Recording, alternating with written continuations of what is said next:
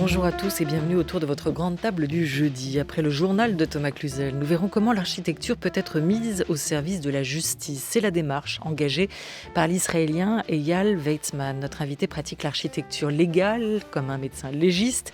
Il témoigne de cette expérience dans un livre La vérité en ruine, manifeste pour une architecture forensique. Mais d'abord, comment art et science dialoguent-ils ensemble ? Au lendemain de la réouverture des musées, Laurent Grasso est notre premier invité. Artiste plasticien, résident du pavillon du Palais de Tokyo en 2001, prix Marcel Duchamp en 2008. Sa nouvelle installation, une œuvre monumentale qui pose un regard étrange et hybride sur la Terre et ses métamorphoses, est à voir en ce moment au musée d'Orsay à Paris. Bienvenue à tous. Sur France Culture, on est ensemble jusqu'à 12h30. Vous pouvez nous écouter en direct ou en nous rejoignant sur le fil des podcasts sur l'appli France Culture Radio France. La grande table. Olivia Gesbert. Un peu partout en France. Je vous le disais, les musées, centres d'art et galeries ont rouvert. Les Louvres de Paris et de Lens, les Pompidou de Paris et de Metz et toutes les autres petites institutions ou grandes, publiques ou privées. Grandes oubliées de l'art, justement, les femmes, artistes ou sujets font leur retour en force ce printemps dans les musées. Au musée du Luxembourg, les peintres femmes, notamment autour du XVIIIe et du XIXe siècle. Au centre Pompidou, les femmes qui ont adopté le courant de l'art abstrait, elles font l'abstraction, c'est le titre de cette exposition. Au MAMAC de Nice, She, Bam, Po, Pop, Whiz, les Amazones du pop est à voir jusqu'au 29 août. Enfin, une autre exposition autour des femmes à vous indiquer, celle qui est à retrouver à l'Institut du monde arabe, Diva, autour des femmes artistes de la musique et du cinéma arabe, où l'on verra et parlera notamment d'Oum Kalsoum à Dalida. À voir notamment aussi depuis hier Paul Signac au musée Jacques Marandré, l'œuvre gravée du Suisse Robert Verlin à la piscine de Roubaix, Zaouki à l'hôtel de Caumont à Aix-en-Provence, face à Archimboldo au centre Pompidou-Metz, Magie et sorcellerie au muséum de Toulouse. Et ça va plaire à notre invité, l'hypnose, ou comment l'hypnotisme traverse et travaille les champs de la création. C'est à voir au musée des Arts de Nantes. Bonjour à vous, Laurent Grasso. Bonjour. Merci d'avoir patiemment attendu et écouté ce catalogue. Mais quel plaisir, il y en aurait tant d'autres à annoncer partout dans le pays, de ces expositions, de ces musées qui rouvrent enfin. L'hypnose, c'est un beau sujet. Racontez comment l'hypnose peut travailler et traverser la création aujourd'hui. Absolument. Ça m'intéresse, je confirme. Artificialis, c'est le titre de cette œuvre monumentale que vous présentez aujourd'hui au musée d'Orsay à Paris. Artificialis, elle précède ou conclut l'exposition Les origines du monde, l'invention de la nature au XIXe siècle, qui vient d'ouvrir ses portes à Orsay. Elle n'a pas été pensée pour cette œuvre que vous avez réalisée. Votre installation et cette exposition sur les origines ont été associées après. Est-ce que vous voyez néanmoins des correspondances, Laurent Grasso ? Oui, tout à fait. De toute façon, j'ai une méthode de travail qui cherche le maximum de points d'appui possible lorsque j'ai une invitation dans un musée ou dans un endroit où montrer mon travail. Je vais essayer de capter le plus de choses possible pour pouvoir nourrir le projet et avoir une réponse qui vraiment se saisisse de différents canaux. L'histoire du lieu, le rapport avec les personnes qui y travaillent, la mémoire qu'ont les visiteurs de ce lieu. Et donc, bien sûr, cette exposition, Les origines du monde, a été très inspirante et intéressante, puisque j'ai suivi aussi le processus de sa création. Et l'histoire de la théorie de l'évolution, le voyage à bord du Beagle de Darwin, toutes ces choses autour de l'exploration sont des aspects qui sont dans mon travail depuis très longtemps. L'exposition, elle évoque les conceptions de la nature telles qu'elles se sont développées au siècle de Darwin. Vous avez travaillé au contraire sur aujourd'hui, ou peut-être demain finalement, sur les représentations, voire sur nos perceptions de la nature demain. Qu'est-ce qui a changé entre ces deux moments ? Celui dont on a des images qui nous ont été rapportées et ceux que vous imaginez. Oui, c'est intéressant que vous en parliez comme ça, puisqu'effectivement, la notion de futur implique celle de projection et celle de pouvoir formaliser des nouvelles représentations avec de nouveaux outils. À un moment, d'ailleurs, dans le projet, j'avais cette idée de pouvoir faire évoluer les paysages et avec l'aide d'une intelligence artificielle, pouvoir voir ce que seraient les paysages dans le futur. La conception de la nature, effectivement, l'idée même de nature n'est plus forcément opérante puisque aujourd'hui tout est imbriqué, la nature n'est plus un élément extérieur à l'être humain. On a compris que nous-mêmes, êtres humains, on était faits de plein d'organismes, qu'on contenait à la fois des choses et qu'on se mélangeait, qu'on s'imbriquait avec notre environnement. Et bon, ce sont des éléments de réflexion. Après, moi, j'ai un travail artistique. J'essaye de proposer des mondes, de proposer des objets. Et encore une fois, je me nourris et je fais énormément de recherches et j'essaye d'installer tout un dispositif lorsque je travaille à un projet. Mais lorsque le projet va être présenté, il y a aussi une forme de silence. Un de mes films, justement, s'appelait Silent Movie. Et donc, ce qui m'intéresse dans mon travail, c'est qu'à un moment donné, l'objet que je présente, qu'il s'agisse d'un film ou d'une peinture ou une sculpture, l'objet se charge, j'espère, de quelque chose.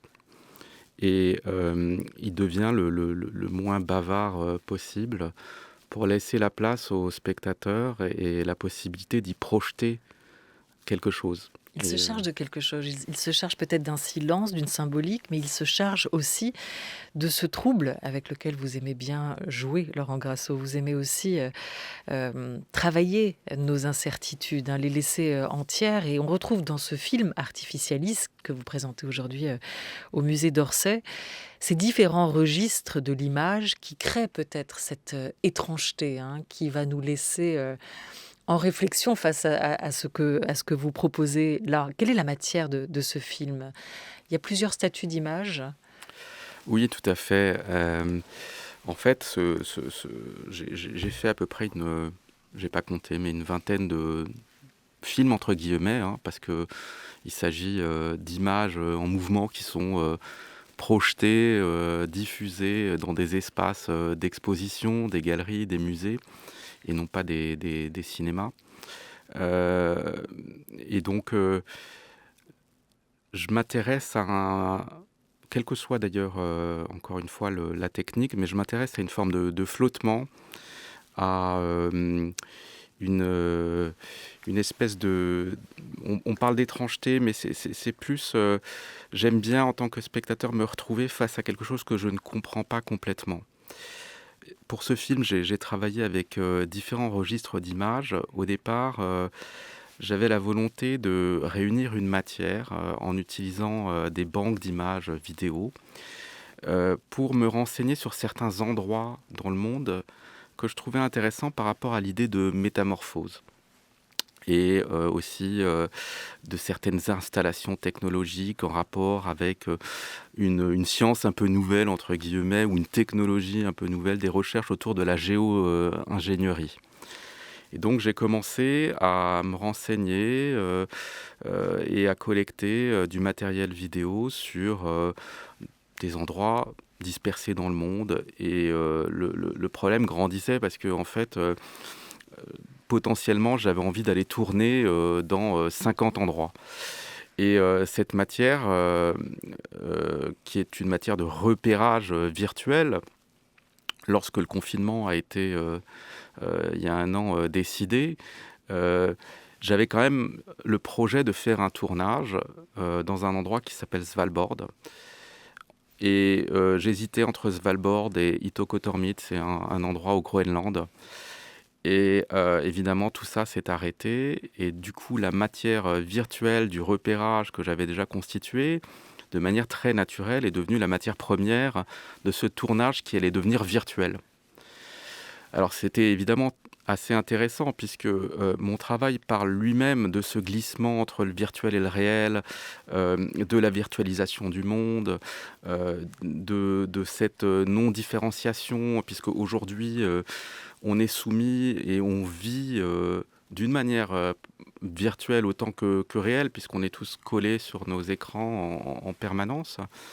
Et donc tout ça s'est imbriqué et a voilà, constitué le point de départ de ce travail. Et comme les choses se sont arrêtées, j'ai eu beaucoup de temps pour y travailler en plus. Donc c'était un moment très intéressant où on parlait du statut des images. Donc j'ai pu travailler à la fois sur des images que j'avais trouvées, achetées. J'ai aussi commencé à travailler avec une technologie qui s'appelle le LIDAR. Et donc, j'ai pu acheter des paysages virtuels à des personnes qui avaient donc posé ces instruments que sont les LIDAR dans certains paysages. Une forêt amazonienne. C'est des sortes de radars, en fait. Voilà, c'est un appareil qu'on pose au sol et on le pose à différents endroits. Et il permet de créer une modélisation d'un paysage. Et donc, après, en post-production, on peut voyager à l'intérieur de ce paysage et créer une caméra virtuelle et décider de son mouvement, de sa vitesse et de tous les paramètres classiques d'un tournage. Et ça nous fait voyager au cœur des forêts amazoniennes peut-être. On voyage aussi au-dessus de grands immeubles où Tchernobyl est passé par là. Il y a des glaciers fissurés par le feu comme des volcans. On retrouve aussi des fleurs mutantes comme celle déjà présente dans Future Herbarium, l'un de vos projets déjà, votre herbier du futur. Ici, elles apparaissent dans le film comme dédoublées, presque clonées.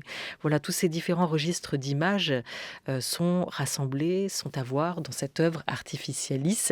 À son arrivée au musée d'Orsay, le visiteur d'ailleurs parcourt des yeux les sculptures en plâtre, en marbre ou en bronze du musée avant d'être attiré par le regard vers le fond de cet ancien hall de gare où est projeté votre film sous la grande verrière, derrière une statue du 19e représentant les 4 parties du monde soutenant la sphère. Il y a cette mise en scène du regard qui n'est pas anodine, on l'imagine, et de l'ouïe, parce que le mystère que vous mettez en place, Laurent Grasso, avec cette œuvre, la musique l'accentue. C'est le cas ici, avec cette musique composée par le violoniste et compositeur australien Warren Ellis, proche de Nick Cave, à qui l'on doit aussi beaucoup du nouvel album de Marianne Faithfull, une musique qui joue sur le trouble et sur cette dimension futuriste qu'on évoquait. Le rapport entre l'image et musique, ça reste mystérieuse. Et j'espère que ça reste mystérieuse parce que pour moi, c'est toujours fascinant de voir qu'est-ce que la musique rend à l'image. Dans mon expérience, la musique, ça marche ou ça marche pas avec l'image. Quand je travaille avec un film, je préfère que je fais la musique avant et puis on trouve des accidents, des trucs qui arrivent par hasard. Je préfère ça que, en fait, composer à l'image.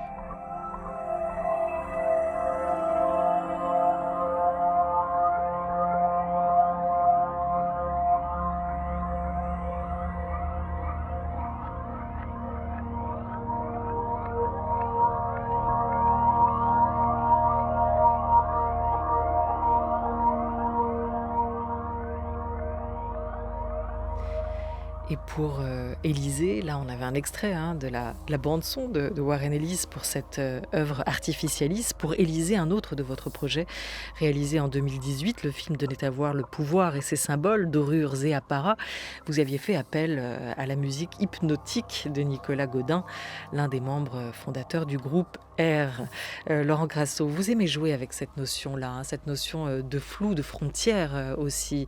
Est-ce que c'est ce qu'inclut, ce que porte ce mot d'artificialité qui donne en partie son nom au titre de cette nouvelle œuvre que vous avez réalisée?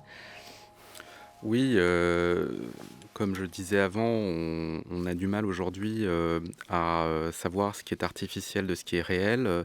On est dans un monde de presque post-anthropocène où les changements sont acquis, tout est tout a été modifié par l'homme. Il est très difficile de pouvoir opérer des distinctions.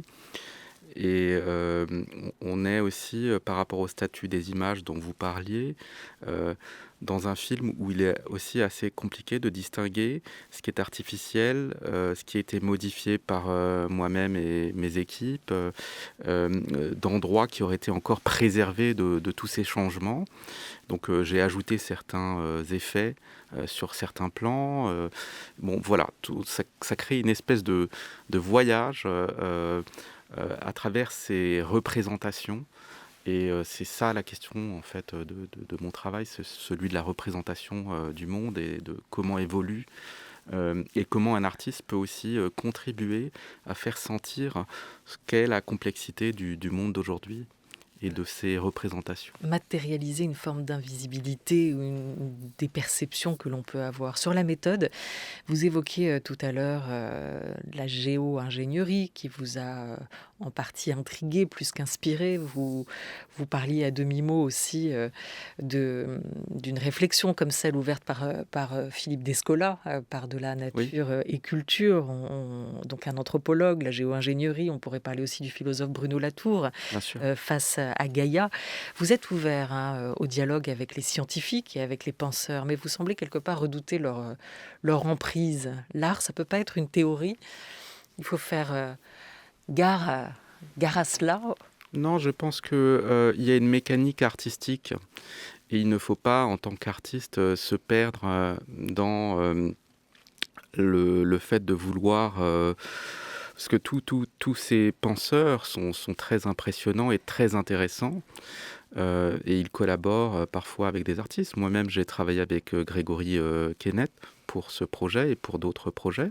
Oui, en 2016, par exemple, vous avez travaillé avec l'Observatoire de l'espace et le laboratoire Art-Sciences du CNES pour une autre œuvre, une autre installation permanente, le Solar Wind, installé dans le 13e arrondissement à Paris. Là, vous aviez détourné 2 gros silos de 40 mètres de haut, tout près du périphérique. Vous vous nourrissez quand même de ces discussions.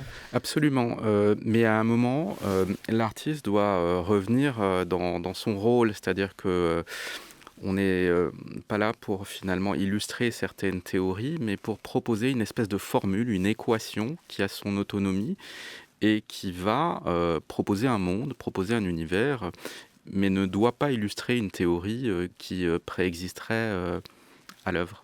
On parlait tout à l'heure de l'hypnotisme. Vous faites une place, vous, à l'astrologie, par exemple, dans vos réflexions, dans votre processus de création ou à des croyances plus ésotériques ? Alors, par rapport à différents types de croyances, mon rapport est plus presque anthropologique, c'est-à-dire que ce qui m'intéresse, c'est quelles sont les histoires que les hommes se racontent, que l'être humain se raconte, pour pouvoir continuer à vivre. Et donc, je n'ai pas distinction ou de jugement sur la véracité ou le type d'histoire. Donc ça peut être, effectivement, je me suis intéressé à différents types de croyances. Vous êtes diplômé de l'École nationale supérieure des beaux-arts de Paris en 2001, puis vous avez fait des études à la Cooper Union School à New York.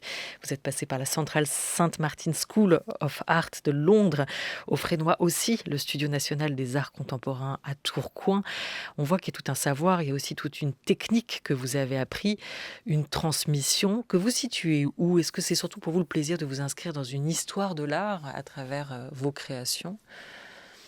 Je pense que j'aime à penser que une pratique artistique s'inscrit dans une histoire en fait et qu'elle doit aussi contribuer et apporter, que chacun puisse apporter quelque chose. C'est-à-dire que c'est ça l'enjeu pour un artiste, c'est de pouvoir nourrir cette histoire et contribuer à des changements en fait. Donc oui, ça c'est un point important. Voilà, on parlait de retour aux origines avec l'exposition du musée d'Orsay, on parlait de se projeter, connaître l'histoire pour pouvoir envisager le futur. France Culture, il est 12h21 avec notre invité, l'artiste plasticien Laurent Grasso.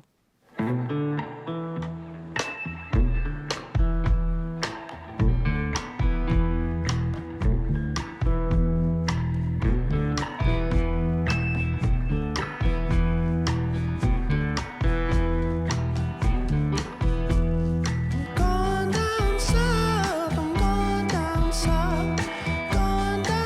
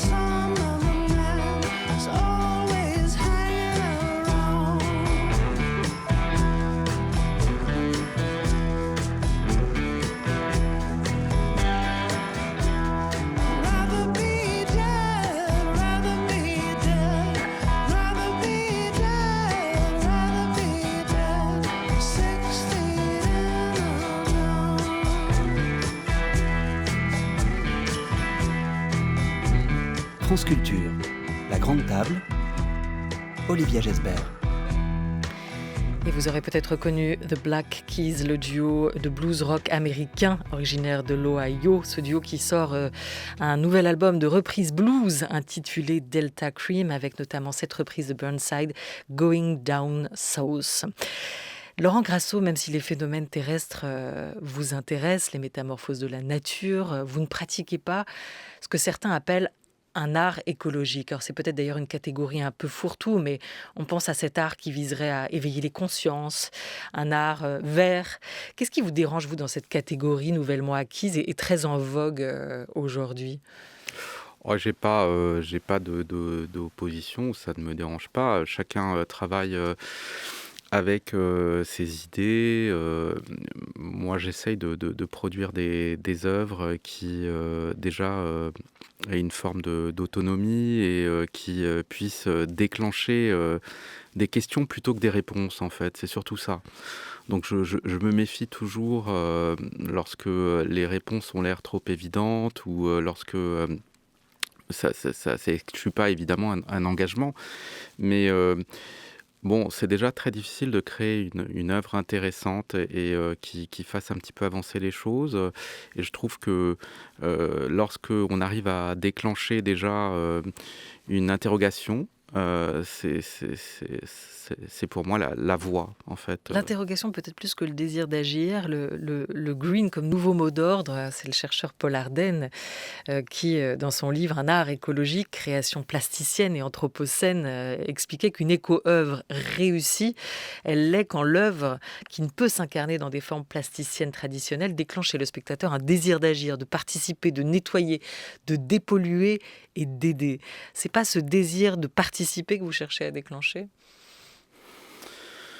Non, je sais pas. En fait, comme je disais au départ, mon travail, c'est aussi un espace de liberté. Je trouve qu'il y a d'autres moyens, justement, aussi. Chacun a sa proposition. Moi, la mienne, c'est d'extraire le spectateur de sa propre temporalité, de lui proposer une expérience et de me concentrer sur cette expérience en essayant justement d'enlever les messages trop simples et de vouloir imposer une manière de penser les choses. Le monde est complexe et c'est cette complexité-là qui m'intéresse. Bien sûr, aujourd'hui, on ne peut pas créer, on ne peut pas travailler et être au monde sans être conscient de toutes les problématiques. On l'a bien vu là, on vient de traverser un moment quand même assez étrange où toutes nos certitudes ont été un petit peu remises en question, où on a dû faire face à l'inconnu. Et l'artiste peut accompagner ces mouvements aussi pour essayer d'imaginer le futur et pas en délivrant des messages que d'ailleurs on connaît déjà, en fait. Donc il y a besoin peut-être de mots nouveaux et d'images nouvelles, hein ? Oui, absolument. Comment la représentation et comment la mécanique artistique accompagnent les changements et les nouvelles théories dont on peut s'inspirer aujourd'hui. C'est intéressant pour un artiste de proposer de nouvelles formes, de nouveaux formats, de pouvoir s'inscrire dans un prolongement de ce qui a déjà été fait. Laurent Grasso, il me reste 1 minute pour vous poser une question sur Napoléon. On n'en a pas parlé. Napoléon, il a été au cœur, là encore, de certaines de vos recherches et notamment des Studies into the Past, hein, où vous aviez représenté Napoléon devant le Sphinx. Là, c'est son année à Napoléon. Ouais, On tout le à fait. commémore et pour d'autres, on le célèbre. Il va y avoir d'ailleurs une exposition Napoléon encore au musée de l'Armée à voir ici à Paris. Napoléon, il représentait quoi pour vous ? Alors, j'ai représenté effectivement un Napoléon face à une pyramide très très grande il s'agit de la campagne d'Égypte qui a été un peu voilà, un désastre. Et on voit ce Napoléon face à cette énorme pyramide. Et donc, pour moi, c'était une manière de montrer un petit peu l'absurdité de l'ambition. J'ai aussi travaillé autour de ces questions par rapport à mon intérêt pour l'esthétique du pouvoir. J'ai fait un projet au Palais Fèche avec Philippe Costamagna. Palais Fèche où on peut trouver des collections du cardinal Fesch. Et donc, j'avais rassemblé des objets autour de toute cette esthétique avec d'autres œuvres. Et puis Élysée, hein, comme on l'avait évoqué aussi tout à l'heure, ce dernier Oui, film. d'ailleurs, Élysée était Ouais. montré au Palais Fèche. Absolument. Et Élysée, c'est un peu comment le pouvoir et dans quel type de décor le pouvoir est exercé en France et montrer un petit peu voilà, quelle est notre spécificité française face à ces signes et à ces symboles. Voilà, bah, il y a peut-être une autre exposition qui pourra vous intéresser. Vous êtes venu faire le plein d'idées, Laurent Grasso, et grâce à vous, on en a aussi trouvé d'autres. C'est celle qui va avoir lieu au Louvre-Lens sur les tables du pouvoir, une histoire des repas de prestige. Voilà, parmi les expositions qui ont rouvert hier, Merci beaucoup à vous, Laurent Grasso, d'être passé autour de cette grande table. Merci Je beaucoup. rappelle le titre de votre nouvelle installation à voir au musée d'Orsay à Paris, c'est Artificialis. Merci mille fois.